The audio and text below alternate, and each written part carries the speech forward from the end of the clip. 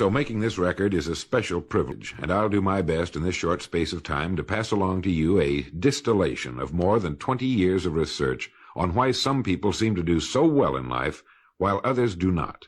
This information has changed my life, and the lives of thousands of others who have made the same discovery, and I sincerely hope it will have a happy and profitable effect upon yours. I hope that whenever you listen to this record, you will do so with a notebook handy.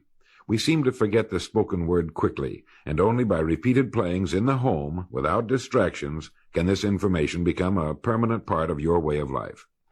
To begin, I would like you to remember this. Successful people are not people without problems. They have, as a rule, just as many problems and largely the same kind as everyone else. The difference is that they learn to solve their problems. Successful living is nothing more than the ability to solve successfully the problems which are as much a part of living as breathing. The degree of our success will be determined by the extent to which we can solve our problems. So now that we've defined the problem, let me make this statement. If you can tell me what you want, I can tell you how to get it. The problem with the great majority of individuals is not with their ability to achieve their goals in life, but rather with the failure to understand two factors vital to successful living. The first is to make the decision as to what it is we want enough to give it most of our attention until it's been achieved, and to clearly define it. And the second is to fully understand that we have the ability to achieve this goal, or we wouldn't want it in the first place. The next vital rule to successful living is to understand that our success is won or lost by our ability to serve others. We are interdependent, and it's just as impossible to succeed without serving others as it would be to live in our modern world without others serving us. Our rewards in life will and must always be in exact proportion to our service. It is the misunderstanding of this single law which, in my mind, is responsible for fully 90% of the frustration and discontent we see around us. In your mind's eye, get a picture of a giant apothecary scale, the kind with the cross arm from which hang two large bowls on chains. One of the bowls is marked rewards, the other service. These bowls will always be in perfect balance. Now, a lot of people don't like this law, if they're even aware of it, but not liking a law does nothing to change it. The basic laws of nature and economics are unchanging. If we're out of step with them, we are, as Thomas Huxley put it, checkmated, without haste, but without remorse. But to those who know and work with the laws, he said, they are paid with the overflowing sort of generosity with which the strong delight in strength. Now, there are two kinds of rewards, or income. One is psychic, the other is real, or tangible, such as money or property. If a person doesn't like his income, all he has to do is take a good long look at his service. The fact that the many individuals in the fields of science, religion, teaching, and so on must measure most of their rewards in the realm of the psychic does nothing to alter the fact that their rewards will be in exact proportion to their service. Look where you will find this law in undeviating operation. Our rewards will always be in exact proportion to our service. Good examples of this are World Book and Childcraft. The fact that your company is the world's largest publisher of reference material is based solely on the fact that its products have found the widest acceptance and have been sold to more individuals and institutions. This is the law, then, that lies as the supporting structure of economics and personal well-being, so fix it in your mind. All attempts to sidestep or in any way avoid this law will result in frustration and failure. So this brings up the question, if what I want is more than I now have, how can I increase my service in order to earn it? Well, whom do we serve? We serve people. So let's take a moment to try to understand people. The more we understand them, the better we can serve them. I think of an adult human being as a grown child, doing his best to play for the first and last time on earth this game called life. The extent to which he learns the rules of this mighty game will determine his success. But right here we run into an historic and exasperating fact. People down through the centuries have, with the most amazing consistency, divided themselves into two groups. One group contains about 5% of any given population.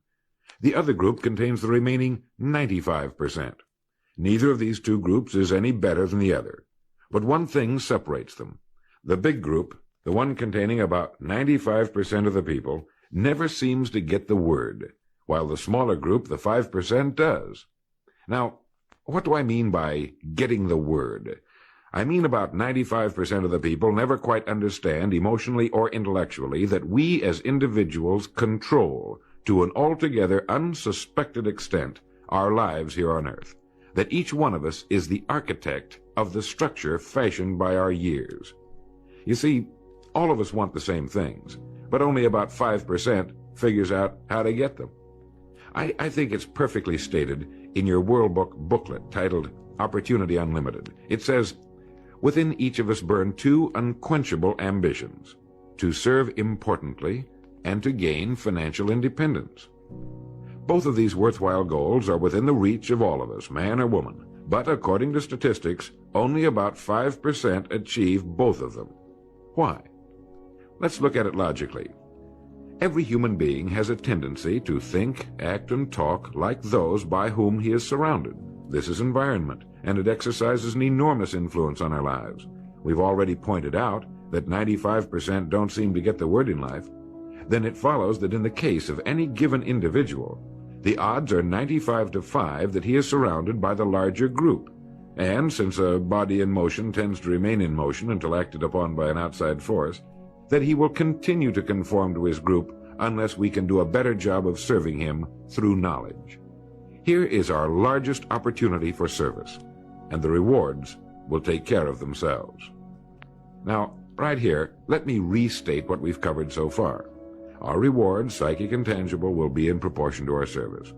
The failure of most people to live successfully is not caused by their lack of abilities, far from it, but rather in their failure to decide what it is they want, and understanding that our wants are governed by our talents and abilities, and that we are divided into two groups of roughly 5% and 95%, and that it's the 5% group which is successful. So here, let me give you a definition of success which, to my mind, covers the subject completely.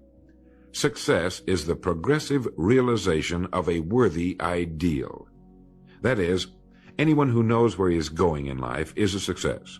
At the moment he makes the decision of what it is he intends to accomplish, of what it is he considers a worthy ideal, he is successful. Once this goal has been accomplished, he is again, by our definition, a failure, until he establishes a new goal toward which to work. To my mind, this is what we as human beings were intended to do, to go through life from one achievement to another, and to finally come to the end of our road here on earth, still reaching, still working toward a new and better plateau on which to stand.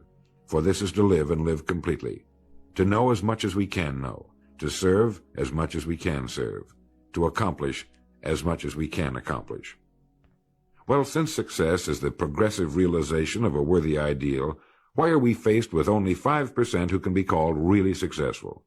Because the best estimates available tell us that only about 5% will ever decide upon and define the one thing they want. One thing, because we can only do one thing at a time.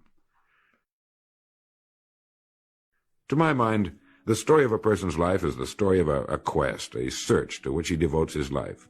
We know that the happiest people on earth are those who know exactly what it is they seek and set boldly out to find it. And while we're all dreamers, the fortunate ones are those who have found a dream so exciting and worthwhile that they'll devote a part or all of their lives to making that dream come true. But while all dream, by far the great majority, that 95%, never realizes that a persistent daydream is often the point on which we should set our compass, the place toward which it is meant for us to journey. The tragedy is that the great majority shrugs off this built-in direction finder and returns to the wide, visible, well-marked road in life which they feel must be the best road because it carries the heaviest traffic. Well, let's make this point clear. The road in life with the heaviest traffic is not the best road to follow, for it is the road of the 95%. It is the road with no more opportunity, and with 19 times as much competition. Let me very briefly tell you how I got started on this business of making a study of people and why they wind up the way they do. I spent nearly 20 years looking for the secret to achievement. I didn't know it was older than the pyramids and had appeared in more than 50 million books.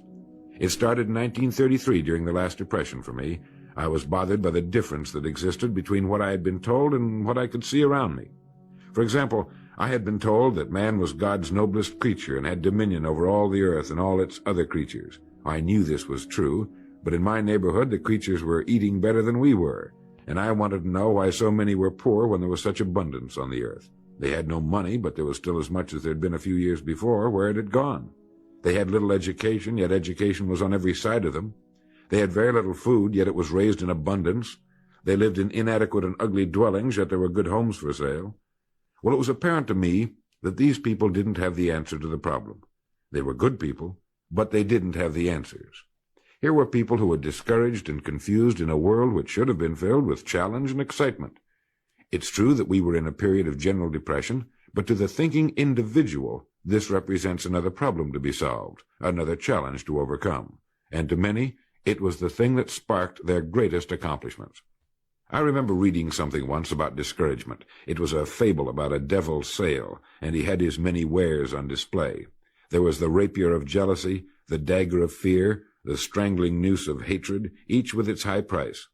But on a purple pedestal, gleaming dully in the light, was a worn and battered wedge. This was the devil's most prized possession, and it was not for sale, for with it alone he could stay in business. It was the wedge of discouragement. Well, as I remember it, the people in my neighborhood were a pretty discouraged lot. Now, discouragement can only come from one of two things. One, a lack of information, or two, a situation over which we can exercise no control. It is very seldom that we're faced with number two. Almost all discouragement can be traced to a lack of information. If you find yourself falling from the top of a high building, you could justify discouragement, but it can be traced to your having made the fatal step, and that was a lack of information about the law of gravity. When I asked these people why we were in the fix we were in, they did a very human thing. They blamed other people. They looked everywhere for the answer except where it really was, within themselves. These were the 95%. And I decided to find out just what it was that separated the haves from the have-nots, not just in a financial sense, but in every sense. I found the answers in books written by great men. I found the answer in the Bible. Why didn't these people of whom I speak know the answers? They didn't read good books. They didn't read the Bible. Everyone owned one because it was fashionable, like a set of Shakespeare, but they didn't read that either. They were discouraged because they lacked information. They didn't know the rules of this game called life, and they had been checkmated, without haste, but without remorse. They didn't realize that without a goal, an aiming point, we're without purpose or direction. They clung together, feeling somehow that there was safety in numbers, without realizing that in this case, just the opposite is true. They didn't know that if we conform to the big group, the odds are 95-5 that we'll miss the boat in life in almost every vital and important aspect of living. To prove this, you need only take a look at human history. Of all the billions of human beings who've lived on Earth, all great advances, all great ideas have come from just a handful, a few thousand out of billions. Now, how have the people as a group reacted to the great ideas? Every great leader and thinker, from Socrates to the Wright brothers, has been scorned, ridiculed, poisoned, imprisoned, stoned, pilloried, burned at the stake, or crucified. Mankind as a group has made a consistently grisly game of tormenting his saviors. Why? Lack of information, lack of knowledge. It comes from following the wrong crowd. What can we learn from all this as individuals? Two things. One, to amount to anything as individuals, we've got to be individuals. We've got to have individual goals, individual thinking, individual action. And two, we must never conform to the great mass of people. We must love them, help them, for our joy and success will be determined by the extent to which we serve them. But we must never lose our individuality and identity by permitting ourselves to be submerged in this suffocating sea of indirection and purposelessness. There's nothing wrong with emulation. In fact, it's a good idea, so long as we emulate a person who represents that which we wish to become, but never the crowd, never the 95%. And you know what the answer was, the secret to achievement that I had devoted nearly 20 years to finding? Its pure simplicity had caused it to elude me, just as it manages to elude the majority of the people in any given age. I had been looking for something complicated, something only a mind prepared by years of study could grasp, and I found the answer so simple a child can understand it. In 6 words, we are what we think about. Our minds, our thinking, controls our destinies here on earth to a degree totally unsuspected by the great majority of people. When you think about it a moment, it becomes so obvious, so clear and simple. Well then, if we become what we think about, and if we can control our minds, we can pretty well tell our own future. And that's the point I want to make. That's what I meant when I said earlier that each one of us is the architect of the structure fashioned by our years. This means that if we're confused about what we wish to become or accomplish, our lives, our environment will mirror that confusion. It also means that if we know what it is we seek, that it must be accomplished. Barring an act of God or a catastrophe over which we have no control, we as individuals can call our own shots for the rest of our lives.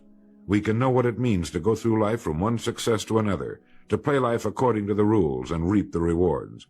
We can know what it means to have peace of mind and live calm, cheerful, successful lives. You are at this moment the sum total of your thoughts to this point, for there is nothing else you can be.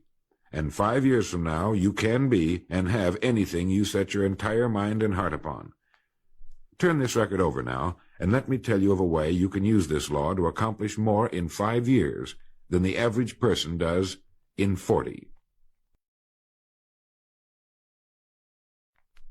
Succeeding in life has always been a matter of doing that which the great majority does not do. Now let's keep this in mind as we get into this business of goals. It isn't that I want to make an invidious comparison between the 5% and the 95%, not at all. That's just the way it is, and if we don't recognize it, it will be to our cost. At the beginning of this record, I made the statement, if you can tell me what you want, I can tell you how to get it. You see, the trick is not in achieving our goals, it is in establishing them. A ship would never leave a harbor if it did not have a destination. An industrial plant would never open its gates if it did not have a product or a purpose. Football would not be played without goalposts, nor would baseball without a home plate. Every business operates for a purpose. Every game has a reason. Getting back to the analogy of our ship, if you were to climb to the navigation bridge and ask the captain the name and location of his next port of call, he would tell you immediately. There's not the slightest doubt in his mind. Can you tell anyone your destination just as quickly and in one sentence? The captain of the ship knows that he can arrive at only one port at a time. He knows that it's impossible to arrive at two. Do you know that? He also knows that his destination will be invisible for fully 99% of his voyage, but he knows it's there, and that he'll reach it, barring an unforeseen catastrophe, if he will just keep doing certain things a certain way every day. One fine morning his destination will appear on the horizon. He'll sail into port, his voyage successfully completed. When his business has been accomplished, he'll then sail to another predetermined port of call, and this will take him and his ship from one success to another for the rest of both of their lives. By understanding that he can reach only one port at a time, the owner of a ship can, in the short space of a very few years, reach hundreds of ports successfully. There'll be problems, lots of them, but they'll be solved, and the ship will steam its solitary course over the deep oceans of the world, devoting its life to accomplishing its mission and contributing its share to the welfare and economy of the world. Men and women who follow this sensible, obvious, and meaningful way of life will do the same. But the paradox is that most are like ships without rudders. They're subject to the whims of wind and tide. And while they hope they'll one day arrive in a rich and bustling port, you and I know that for every narrow harbor entrance, there's 1,000 miles of treacherous and rocky coastline. The chances of their just drifting into port are 1,000 to 1 against them. These are the unfortunate people who, not knowing the rules, believe that circumstance controls our lives. They believe in luck and superstitions, fate, the breaks. They believe that success comes as the result of who you know, not what you know. And while they cling to their false alibis, life passes them by, for the rules of life are just, and they are checkmated, without haste, but without remorse. Now what about you? Remembering that the definition of success is the progressive realization of a worthy ideal, what's the ideal toward which you are working, now, today, yesterday, and tomorrow? Can you write it in one sentence? Is your goal sharply and clearly defined? Now, for a moment, let's return to the message in your booklet, Opportunity Unlimited. It reads, within each of us burn two unquenchable ambitions, to serve importantly and to gain financial independence. The first of these two desirable goals you've already achieved by being in the World Book Childcraft Organization. Now let's take a look at the second ambition, financial independence. I mentioned on the first side of this record that I could tell you how you could be and have anything you set your mind on in 5 years.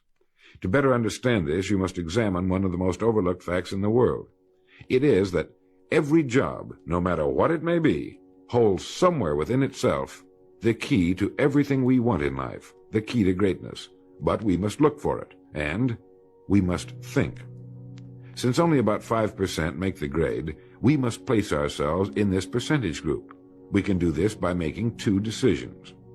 The first is to decide once and for all that this is what you're going to do for a living, that this is going to be your career, since its opportunities are unlimited and it's constantly growing with our dynamic economy and our exploding population. In the past 13 years, World Book sales have increased 800%, and even this enormous volume is expected to double in the next 5 years or less. I think you can easily see that by being in this business now, your future is unlimited in this organization, both from a career and economic standpoint. It is being undecided, uncommitted about what we're going to do that keeps us from doing our best. We're working with one hand and looking around with the other. As a result, we do neither satisfactorily. And remember, this work contains within it the road to greatness, the key to anything you want for yourself and your family. Hundreds of people have already proved this in the last few years, so make the decision once and for all. Once this has been made, you'll feel as though a weight has been lifted from your mind. Perhaps for the first time in your life, you'll know where you are in the world. You know you have a place where you can serve, where you're needed and respected, where what you're doing is important. Once this decision has been made, we come to the second. Decide to become a professional at your business. You see, we can either compete or create. If we compete with all the other people in our line of work, we must be willing to accept the same rewards. If that's what we want, fine. But if we want to become professionals at what we do, then we must create. And when we begin to do this, there's no limit to that which we can achieve. We hear a lot these days about a word called security. Everyone wants security, but not 1 in 10 can tell you what it is. Most people will tell you that security rests with a job. This is impossible. There is no such thing as a job that represents security. Anyone with a job can lose it for any one of 1,000 reasons at any time. Those people I saw back in 1933, demoralized and afraid, thought that a job represented security. And when it had been taken from them, they had lost everything. They found themselves lost in a world they didn't understand. No, a job cannot represent security. There is only one place on earth you can find security, and if it isn't there, it isn't anywhere. It's inside of a person, never outside. If a man has security inside, where it belongs, his wife and children can feel it when he sits down to eat with them, and they're warmed by it. If a man has security inside where it belongs, you can see it walking down the street, and you can feel it when he enters a room. That's security, and you can't take it away from him. You can take away his money, his home, everything but a wife who's willing to start over, and most of them are, and drop him anywhere in the country. Go back in a year, and he'll be doing just as well as when you found him the first time. You can't keep a good man down, no matter what you do to him. Like cream on milk. You can shake it all day, but just set it down for a while, and it'll bounce right to the top again. This man or this woman has security, where it belongs. And do you know where it comes from? It comes from doing what we do for a living surpassingly well. It comes from being a pro in a world of amateurs. Becoming a pro isn't difficult. It comes from knowing what to do with time. It comes from knowledge, planning, and working. First, knowledge. This means learning everything we can about what we sell, about World Book, Childcraft, and our sales material. Learning everything we can about people, since that's who we sell, and learning everything we can about selling, since that's our profession. What we sell, who we sell, and how to sell. Those 3 subjects would fill a large library, but we can take things one at a time, and by devoting an hour a day to study, we can become outstanding professionals in 5 years or less. And it's the professionals in this business who can write their own tickets, good times or bad. They can live where they choose, and, being professionals, work when they choose. Second, planning. This means writing down the specific goal we're now working toward. It means writing in detail about the first port of call we want to reach, realizing that we can only reach one at a time. It means selecting the income we feel will represent financial independence to us. Once this has been selected, we know exactly what we must do in order to reach it. As soon as our first goal has been reached, we can set a new one. The person who does this is the person people call lucky. Good things just seem to happen to him. The so-called breaks start coming his way. But it's a result of planning and working positively that attracts the good things to us. I can't emphasize too much the importance of describing your goal in detail. If it's a beautiful new home, get the actual plans, or at least an elevation drawing of the home, and carry it with you so that you can look at it regularly. If it's a certain amount of money, write down the specific amount for the coming year to the penny, and then work your plan. Whatever your goal may be, write it down in detail. Then you're like the ship. You're on course, and you'll reach more successful ports in a few years than most men do in a lifetime. And third, working. Working more than the average, if we're going to achieve more than average results, is necessary, of course. But with proper planning and with knowledge, it seems easy. Moreover, to work, we need energy, and energy is inextricably linked to desire. Unless we have a desire to do a certain thing, we find ourselves without the energy. But you will never find desire without energy. Once our goal has been crystallized in our minds and we realize that we become what we think about, our doubts vanish as to whether or not we can achieve our desired ends, and with the picture of our dream in our mind, we have abundant energy. Let me quote from William James' essay on vital reserves. Compared with what we ought to be, we're only half awake. Our fires are damped. Our drafts are checked. We're making use of only a small part of our possible mental and physical resources. Stating the thing broadly, the human individual thus lives usually far within his limits. He possesses powers of various sorts which he habitually fails to use. He energizes below his maximum, and he behaves below his optimum. And then he wrote, "Excitements, ideas, and efforts, in a word, are what carry us over the dam." He goes on in this excellent essay to point out that we have deep reservoirs of abundant energy that we habitually fail to use, and that by pushing past the first false feeling of fatigue, we will find an exhilarating second wind that will take us to our goals. This is why in studying the lives of the world's great men and women, we find they seemed to be indefatigable. Work meant nothing to them, because what they were doing, where they were going, filled their entire worlds. Frequently, people find it difficult to establish a goal toward which to work. Realizing that we cannot be successful without a goal, here's a good way to solve the problem. Get off by yourself, and where you can think without being disturbed. Then write on a sheet of paper a complete description of the person you would like to be, and the things, in being this person, you would have. Once this has been done, start acting the part of the person you wish to become. Carry, as often as you can, a clear mental image of the person you want to be, and begin to be that person. Soon this will become so knit with habit, it will lead you without fail to the goal you seek. You see, when you begin to do this, you're using your greatest power, your mind, and you will become what you think about. Some time ago I was flying west and reading a copy of a television play by the 3-time Pulitzer Prize-winning playwright Archibald MacLeish. The play was The Secret of Freedom. Suddenly I read a line that shook me to the soles of my feet, and for a long time I stared out of the window, thoroughly digesting the line I had just read. Here is that line. "The only thing about a man that is a man is his mind.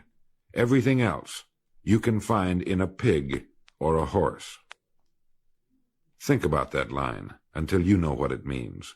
The only thing that sets us apart as human beings is our divine minds. Everything that means anything to us, our love of our families, our faith, our dreams, our talents and abilities, our religion, everything we know, is connected to us solely through our minds. Our minds represent our hope and our future.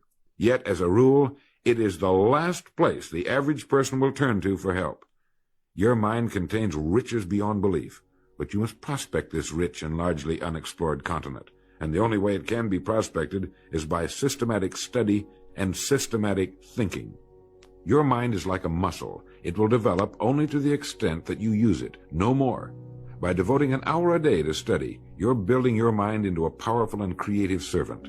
If you only do this 5 days a week, it comes to 260 hours a year. That's 1,300 hours in 5 years, or the equivalent of 162 8-hour days devoted to study and research. Believe me, if you'll do this, In 5 years, you'll be one of the most accomplished professionals in your field, and you'll have the world on a string. You will virtually be able to write your own ticket. The average man works 8 hours a day, about 50 weeks a year, for 40 years. That's time enough to become great at anything. The time will pass anyway. We might as well reap the rewards. So now, let's sum up and reduce the whole thing to a workable formula, a set of rules for this game of life that cannot fail to take us to where we wish to go. The first and most important thing to remember is the rule that controls our life. We become literally what we think about. This means that we must establish a worthwhile goal toward which to work, a goal that will occupy our minds most of the time. This goal should be written out or illustrated. We should look at it and restate our purpose every morning, every night, and as many times during the day as we can. We must fully understand, emotionally as well as intellectually, that whatever it is we set our heart upon will become real in our lives. We must also remember the law that lies as the basic foundation for all economics and personal well-being as well. Our rewards will be in exact proportion to our service, and if we want to get into the top 5% of the people, we must often cut ourselves away from the effects of our environment and become individuals with individual goals, individual thinking, individual actions. We must realize that our daily work contains more opportunities than we could develop in a lifetime, and that our job contains within itself the key to greatness, the road to everything we could possibly want in life for ourselves and our families. We must realize, too, that security can be found in one place only, inside of us. If it isn't there, it isn't anywhere. And the only road to security lies in doing what we do for a living, surpassingly well. And lastly, that we must become professionals at what we do, and that becoming a pro involves knowledge, planning, and working. Knowledge of what we sell, who we sell, and selling. Planning by establishing the goal, which automatically establishes our work pattern. The great salesman is like the great golfer. It looks easy the way he does it, because it is easy the way he does it. But it took time, dedication, and work in its accomplishment. Is it worth it? You bet it is. P.G. Hamilton once wrote, "Let's be different.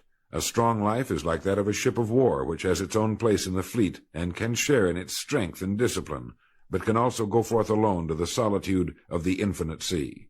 We ought to belong to society, to have our place in it, and yet be capable of a complete individual existence outside of it. And remember the strangest secret, will you? You are now, and you will become, what you think about." Thank you.